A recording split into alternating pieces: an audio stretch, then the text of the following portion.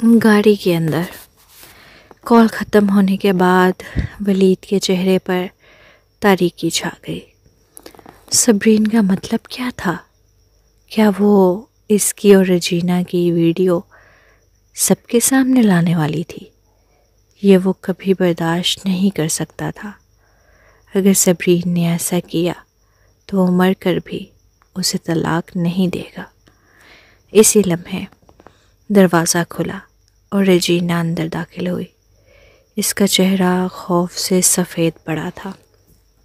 صدر ولید، یہ 2 کیمرے آپ کے آفس میں سے ملے ہیں، رجینہ نے خوفزدہ لہجے میں کہا اور 2 چھوٹے کیمرے نکالے۔ اسے سوچ کر ہی جھڑجھڑی آ رہی تھی کہ اس کے اور ولید کے تمام راز فلم ہو چکے ہیں۔ ولید نے کیمروں کو دیکھا اور غصے میں آ کر رجینہ کے گال پر زوردار تھپڑ مارا۔ تم بے وقوف ہو، وہ دھاڑا۔ کس نے تمہیں اجازت دی کہ تم دفتر میں مجھ پر یوں بے باکی سے حملہ آور ہو؟ رجینہ نے بے بسی سے آنکھوں میں آنسو بھر کر نیچے دیکھا۔ ہاں، کبھی کبھی وہ خود پہل کرتی تھی، لیکن یہ سب اس کا قصور نہیں تھا۔ اگر وہ آگے نہ بڑھتی تو ولید میرا کے پاس چلا جاتا۔ وہ صرف اپنی جگہ محفوظ بنانا چاہتی تھی۔ I'm sorry صدر ولید، وہ آہستہ سے بولی۔ ولید نے گہری سانس لی جب اچانک اس کا فون بجا۔ ولید، تمہاری اور صبرین کی صورتحال آج کل خبروں میں کافی زیر بحث ہے۔ دوسری طرف سے آفتاب کی آواز آئی۔ ولید فوراً الرٹ ہو گیا۔ صدر بٹ، میں صرف یہ جاننا چاہتا ہوں کہ صبرین کے پاس تمہارے خلاف کوئی ایسا ثبوت تو نہیں جو ہمیں مصیبت میں ڈال سکے؟ آفتاب نے سرد لہجے میں کہا، میں نہیں چاہتا کہ میری فیملی اس چکر میں پھنسے۔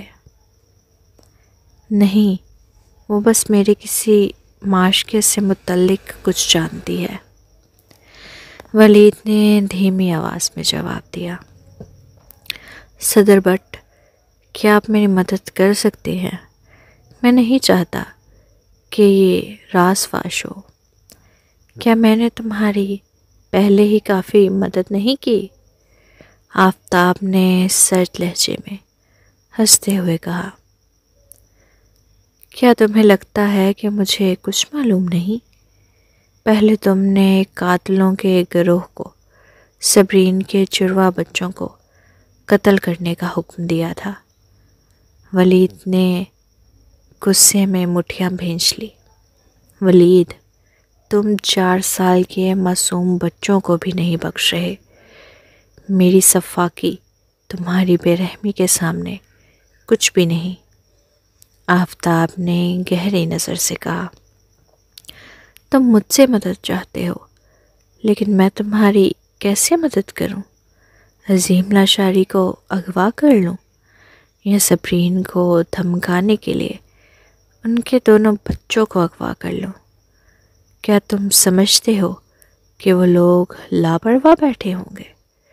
کیا تمہیں لگتا ہے کہ میں اس ملک کا سربراہ ہوں کہ عوام کو بے وقوف بنا کر جو چاہوں کر سکتا ہوں؟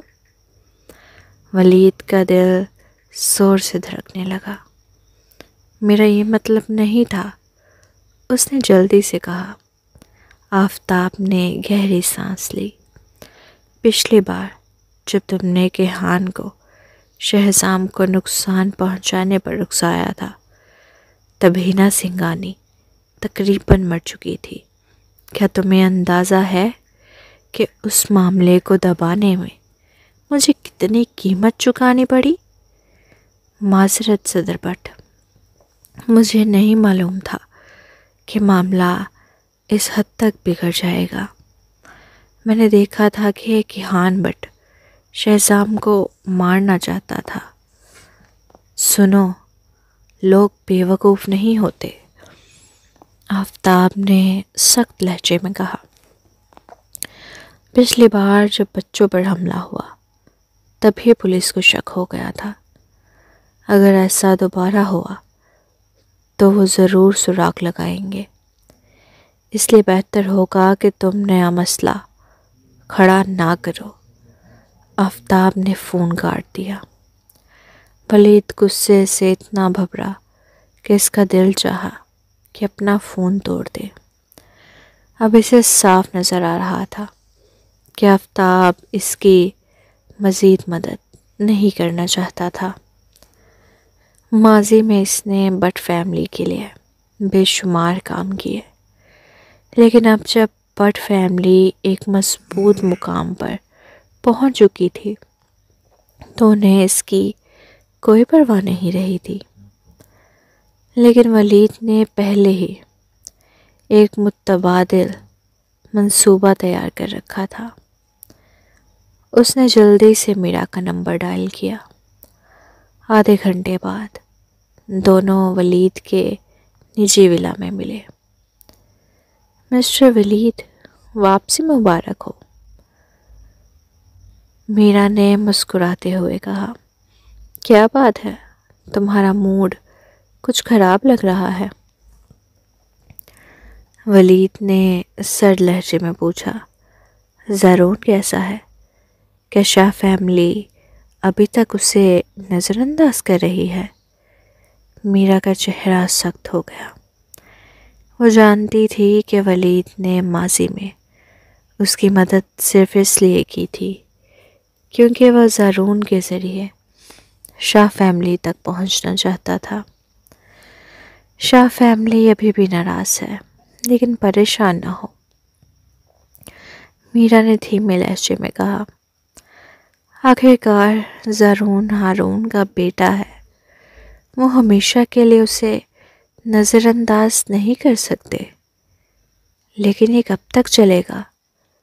ولید نے ایک شراب کی بوتل نکالی اور اس میں سے گہرا سرخ رنگ کا شراب ایک گلاس میں انڈیلا۔ اس کے چہرے کا عکس اس شراب میں عجیب سا لگ رہا تھا۔ میرا، کبھی کبھی تمہیں دماغ استعمال کرنا چاہیے، وہ بولا۔ اگر زارون اسی طرح چلتا رہا تو کیا تم صبر سے مزید کئی سال اس کے ساتھ گزار سکتی ہو؟ میرا کچھ دیر کے لیے خاموش ہو گئی۔ اب اس کے پاس کوئی راستہ نہیں بچا تھا سوائے اس کے کہ وہ ولید جیسے طاقتور شخص کا ساتھ مضبوطی سے تھامے رکھے۔ ولید نے ایک گلاس شراب اسے دیا اور نرمی سے کہا، زارون کو عارضی طور پر چھوڑ دو اور اسے شاہ فیملی میں واپس جانے دو۔ میرا حیرت سے اسے دیکھنے لگی۔ ولید نے مسکرا کر اپنی بات جاری رکھی۔ جیسے ہی وہ تمہیں چھوڑے گا، شاہ فیملی اسے دوبارہ موقع دے گی۔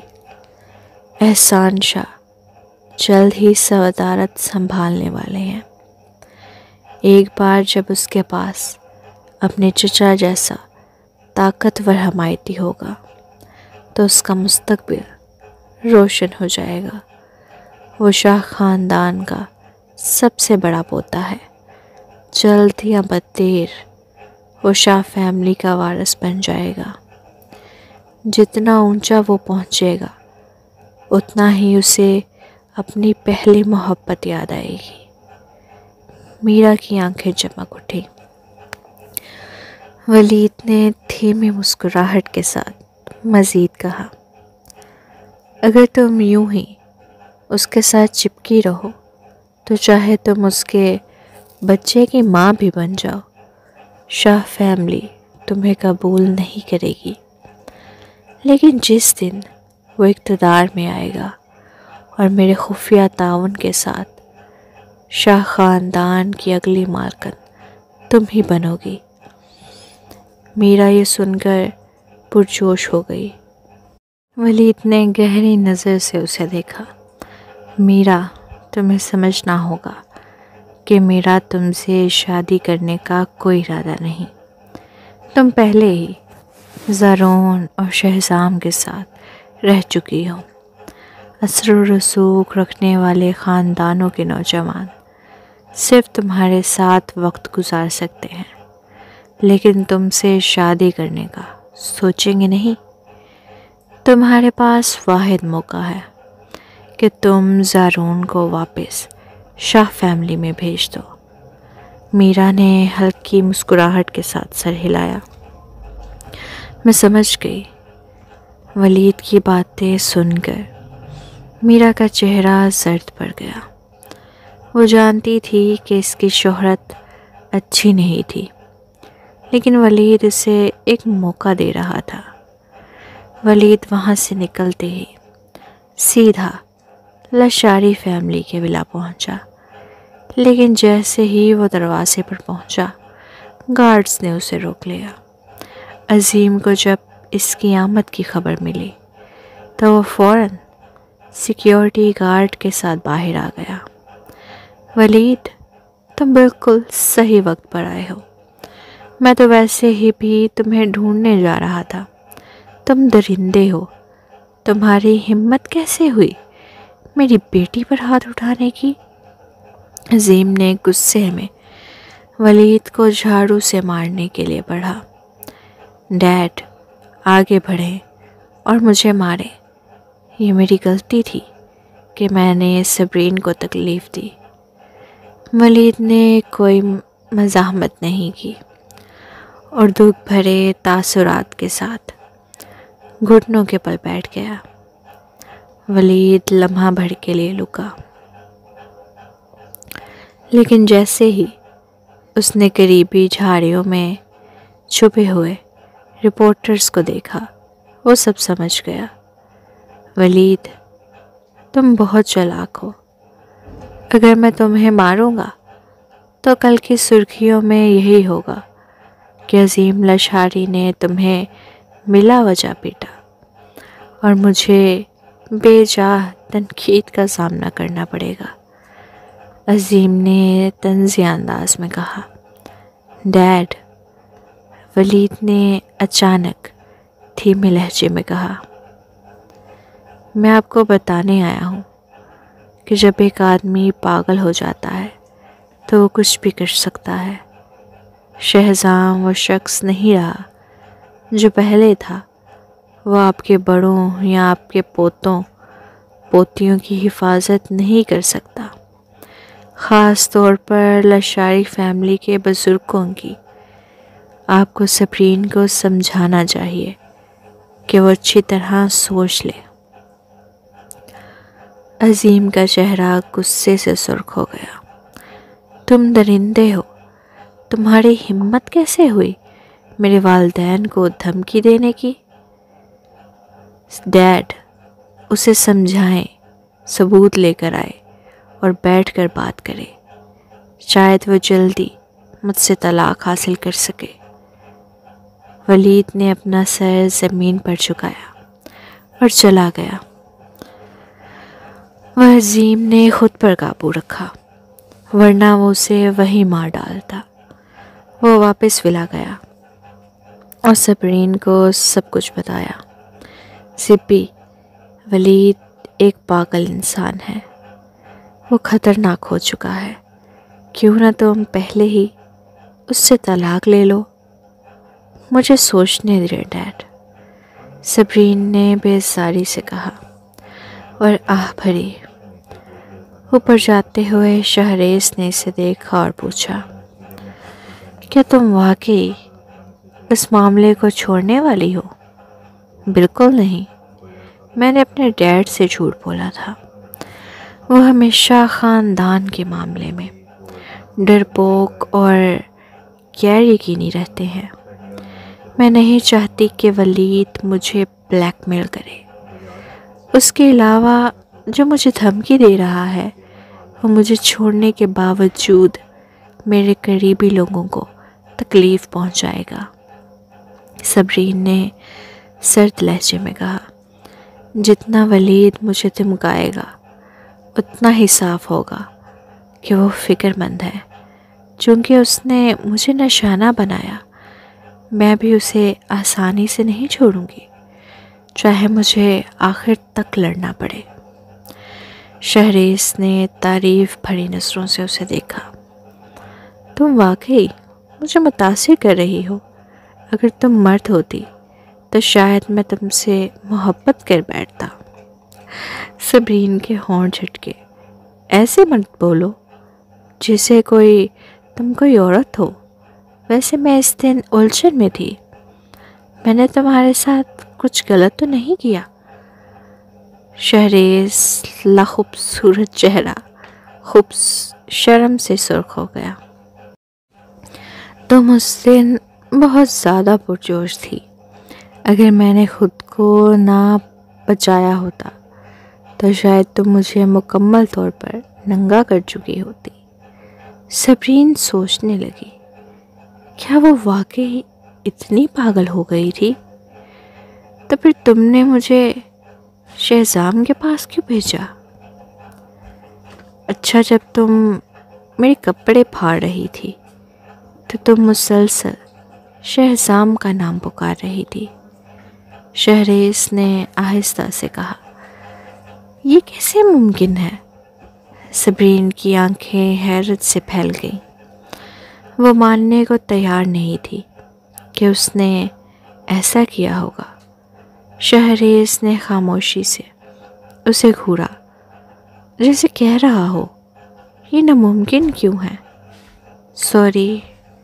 صبرین نے شرمندگی سے سر جھکا لیا۔ شہزام نے شہریز کی انگلی کاٹ دی تھی، لیکن نہ صرف یہ کہ اس نے بدلہ نہیں لیا، بلکہ وہ اب بھی شہزام کے ساتھ الجھی ہوئی تھی۔ چھوڑو، میں اتنا چھوٹے دل کا نہیں ہوں۔ یہ صرف ایک انگلی تھی۔ تم جس کے ساتھ چاہو رہ سکتی ہو۔ مجھے لے کر کوئی احساس جرم مت رکھو۔ اس کے علاوہ شہزام بھی میرا اور ولید کی سازشوں کا شکار ہوا تھا۔ شہریز نے لاپرواہی سے ہاتھ ہلایا۔ اس سے صبرین کو اور بھی برا محسوس ہوا۔ وہ اس وقت شہزام کا نام کیسے لے سکتی تھی؟ صبرین نے افسردہ ہو کر آہ بھری۔ کیا وہ واقعی شہزام کی عادی ہو چکی تھی؟ ویسے ولید کے کچھ گھٹیا اور بیہودہ مناظر کاٹ کر ان پر میوزک ڈال دو اور میرے لیے ایڈٹ کر دو۔ صبرین نے مسکرا کر کہا، کل میں عوام کو ولید کا اصل چہرہ دکھاؤں گی۔ اگلے صبح 8 بجے صبرین نے ابھی تک کچھ نہیں کیا تھا، لیکن اس کا فیس بک نیٹیزنز کے تبصروں سے بھر گیا تھا۔ تم نے کہا تھا کہ صبح 8 بجے ہمیں کچھ دکھاؤ گی۔ کہاں ہے وہ؟ یہاں کچھ بھی نہیں۔ مجھے لگتا ہے کہ تم ہمیں بے وقوف بنا رہی ہو۔ کل کسی نے کہا تھا کہ صبرین کے پاس ولید کے خلاف کوئی ثبوت ہے۔ میں نے تم سب سے کہا تھا کہ یہ جھوٹ ہے۔ میں تو سمجھا تھا کہ واقعی بازی پلٹتی گئی۔ اب سوچ رہا ہوں کہ ولید واقعی ایک شریف انسان ہے۔ صبرین نے ان کے جوشیلے تبصرے دیکھے اور مسکرا دی۔ وہ جانتی تھی کہ سب کا تجسس بھر چکا ہے اور اب وقت آ چکا تھا۔ اس نے ایک ویڈیو پوسٹ کی اور ساتھ میں ایک کیپشن لکھا، تمہیں بار بار یہ دہرانے کی ضرورت نہیں کہ تم مجھ سے محبت کرتے ہو۔ تم نے کہا تھا کہ اپنی محبت کی خاطر تم کسی عورت کو ہاتھ تک نہیں لگاتے اور بدکرداری سے بچتے ہو، لیکن جب یہ جھوٹ بے نقاب ہوا تو یہ نفرت انگیز نکلا جب میں نے اس شخص کی طرف دیکھا جس نے کہا تھا کہ وہ خاموشی سے میرا انتظار کر رہا ہے، تو مجھے ایک چالاک انسان نظر آیا۔ میں ابتدا میں کوئی ہنگامہ نہیں چاہتی تھی، صرف اس ثبوت کو استعمال کر کے تم سے طلاق لینا چاہتی تھی، لیکن تمہاری بناوٹی محبت مجھے گھرناؤنی لگنے لگی۔ جیسے ہی ویڈیو اپلوڈ ہوئی، 1 منٹ کے اندر اس پر کروڑوں ویوز آ گئے۔ صبرین کو ماننا پڑا کہ شہریز کی ایڈیٹنگ مہارت بہت اچھی تھی۔ ویڈیو میں ولید اور رجینہ آفس ڈیسک پر موجود تھے۔ اہم حصے میوزک سے ڈھانپ دیے گئے تھے، لیکن ولید کا چہرہ خاص طور پر بڑا کر کے دکھایا گیا تھا۔ اس کی ابھرتی ہوئی رگیں، درندہ صفت نظریں اور لالچی تاثرات اس کی شائستہ شخصیت کے بالکل متصل لگ رہے تھے۔ نیٹیزنز یہ دیکھ کر دنگ رہ گئے۔ میں نے ابھی کیا دیکھا؟ کیا یہ واقعی ولید ہے؟ ہاں وہی ہے، میں تو اسے پہچان ہی نہیں پایا۔ اچانک کیوں لگ رہا ہے کہ وہ بہت منافق ہے؟ یہ اس کا آفس ہے نا؟ وہ دفتر میں بھی یہ سب کر رہا تھا۔ اگر وہ کتنا بے حیا تھا، کیا اس نے نہیں کہا تھا کہ وہ ہمیشہ صبرین سے محبت کرتا ہے؟ اگر وہ اس سے محبت کرتا تھا تو پھر اپنی سیکرٹری کے ساتھ دھوکہ کیوں دیا؟ یہ شخص ہمیشہ اپنی گہری محبت کا دکھاوا کرتا رہا، لیکن اندر سے بالکل بھی اچھا انسان نہیں تھا، کمینہ۔ اوپر والا تبصرہ یقینی طور پر کسی عورت کا ہوگا۔ میں مرد ہوں، اور میرے خیال میں ولید جیسے طاقتور آدمی نے صبرین کے ساتھ پہلے ہی بہت اچھا سلوک کیا۔ اگر اس نے دھوکہ دیا تھا تو وہ کیوں کسی اور عورت کے ساتھ نہ ہوتا؟ بالکل صحیح، اگر میری بیوی مجھے دھوکہ دیتی تو میں بھی وفادار نہ رہتا۔ ولید اچھا نہیں، لیکن میرے خیال میں صبرین اس سے زیادہ گھٹیا ہے۔ نیٹیزنز کے درمیان بحث جاری تھی۔ کچھ نے کہا کہ وہ ولید کو سمجھ سکتے ہیں، جبکہ دوسروں نے صبرین کو تنقید کا نشانہ بنانا جاری رکھا۔ صبرین کو اس کی کوئی پرواہ نہ تھی۔ اس نے ایک اور پوسٹ کی، آج شام 6 بجے اس سے بھی زیادہ دلچسپ چیز آئے گی۔ یہ پوسٹ کرنے کے بعد اس نے نہا دھو کر ناشتہ کیا اور نیچے چلی گئی۔ عظیم نے پریشانی سے اس کی طرف دیکھا۔ سبی، تم نے واقعی ویڈیو اپلوڈ کر دی؟ ڈیڈ، میں آپ کی فکر سمجھتی ہوں، لیکن میں نہیں چاہتی کہ کوئی مجھے اپنی مرضی سے قابو کرے، صبرین نے دو ٹوک انداز میں کہا۔ عظیم کچھ دیر خاموش رہے، پھر راہ بھری، تمہاری طبیعت تمہاری ماں جیسی ہے۔ صبرین ایک لمحے کے لیے رک گئی۔ سچ تو یہ تھا کہ اگرچہ عظیم اس کے والد تھے، لیکن اسے ان کی شخصیت زیادہ پسند نہیں تھی۔ ڈیڈ، میری ماں کیسی تھی؟ میں نے آپ سے پہلے کبھی زیادہ نہیں پوچھا۔ عظیم کے چہرے پر اداسی چھا گئی۔ وہ بہت بہادر عورت تھی۔ ہمارے درمیان پہل اس نے کی تھی۔ وہ ایسی تھی جیسے شعلہ جو لوگوں کو اپنی روشنی میں لپیٹ سکتا تھا۔ وہ ہمیشہ شکایت کرتی تھی کہ میں رضیہ کے معاملے میں فیصلہ کن نہیں تھا۔ وہ کاروباری ذہن رکھتی تھی اور انتہائی ذہین تھی۔ میں سمجھتا ہوں کہ اگر وہ آج زندہ ہوتی تو ایسے دنیا کی سب سے بڑی کمپنیوں میں شامل ہوتی۔ یہ بہت بڑا نقصان ہے۔ صبرین حیران رہ گئی۔ کیا میری ماں واقعی اتنی شاندار تھی؟ مجھے توقع نہیں تھی کہ آپ انہیں اتنا اعلیٰ سمجھتے ہیں۔ بے شک وہ تھی۔ یزدانی فیملی صرف ایک آرکیٹیکچر اور ڈیکوریشن کمپنی چلاتی تھی، لیکن تمہاری ماں نے اکیلے ایک ریئل اسٹیٹ گروپ کی بنیاد رکھی۔ اس نے مجھ سے کہا تھا کہ وہ آسٹریلیا میں ریئل اسٹیٹ کے مستقبل کو بہت روشن دیکھ رہی ہے۔ انہوں نے کہا تھا کہ آئندہ 20 سال تک یہ ترقی کا سنہری دور ہوگا، اور وہ بالکل درست ثابت ہوئی۔ افسوس وہ بہت جلد دنیا سے چلی گئی اور اس سنہری دور کو نہیں دیکھ سکی۔ عظیم نے تک سے کہا۔ بعد میں نے خفیہ طور پر ایسے کی مدد کرنے کی کوشش کی، لیکن یزدانی فیملی کے مقرر کردہ مینیجر نااہل نکلے، ورنہ آج ایسے ملک کا سب سے بڑا ریئل اسٹیٹ گروپ ہوتا۔ صبرین دیر تک خاموش رہی۔ اس کے دل میں ایک عجیب سی ہلچل مچی ہوئی تھی، یہ جان کر کہ اس کی ماں اتنی عقل مند اور باصلاحیت تھی۔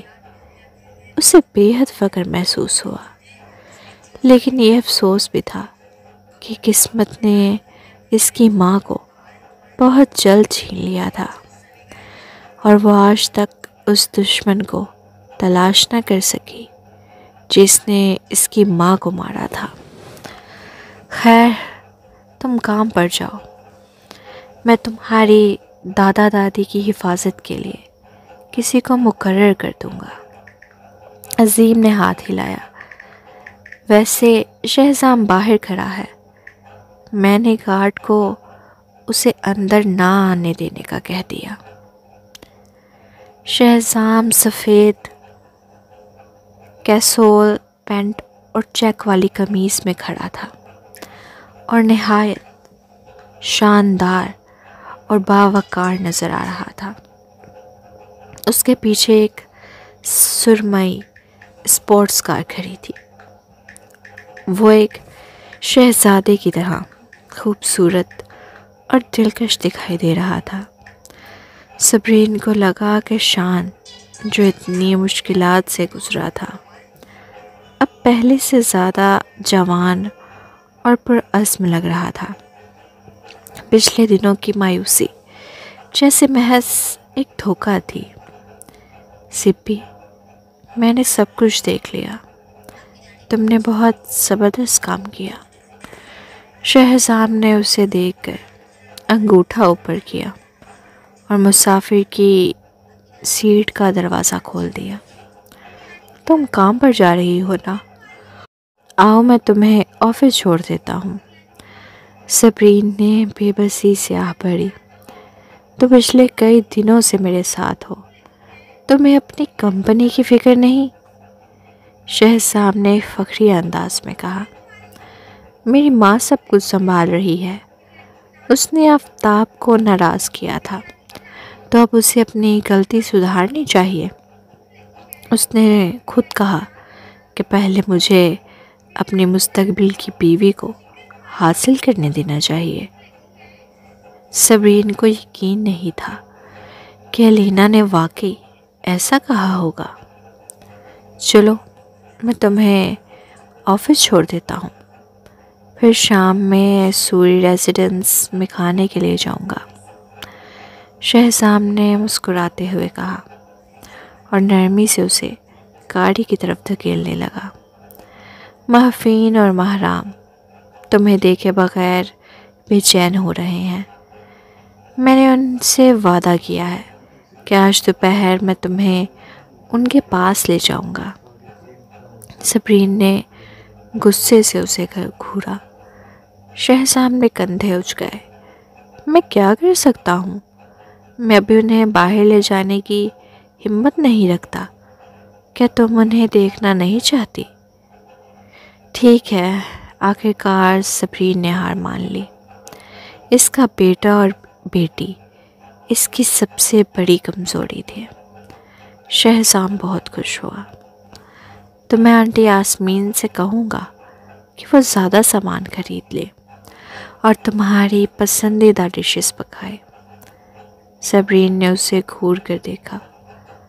کیا وہ واقعی سمجھتا تھا؟ کیا وہ اس کی طرح بے شرم ہے؟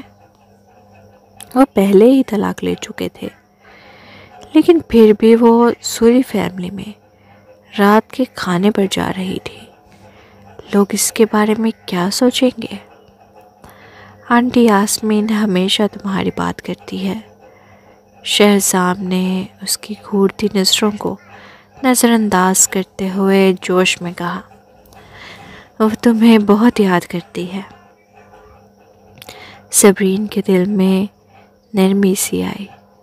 اس وقت آنٹی یاسمین نے ہمیشہ اس کی مدد کی تھی۔ کیا وہ اب بھی وہی ہیں؟ ہمیشہ سے۔ جب سوری مینر بیچ دیا گیا تو بہت سے نوکر بکھر گئے، لیکن آنٹی یاسمین وہی رہی۔ وہ سوری فیملی کو اپنا گھر مانتی ہیں، شہزام نے کہا اور جھک کر صبرین کی سیلڈ بیلٹ باندھ دی۔ پیچ فلیور لپسٹک۔ شہزام نے اپنی خوبصورت بھویں اٹھائیں۔ اس کے بزنس مین والے شاندار انداز میں ایسے شرارت بھرا عمل کی توقع کرنا کسی کے لیے بھی مشکل ہوتا۔ صبرین نے نہ سمجھی سے اسے دیکھا اور پھر کچھ سوچ کر اس کے گال ایک دم گرم ہو گئے۔ یہ شخص بالکل بے حیا ہے۔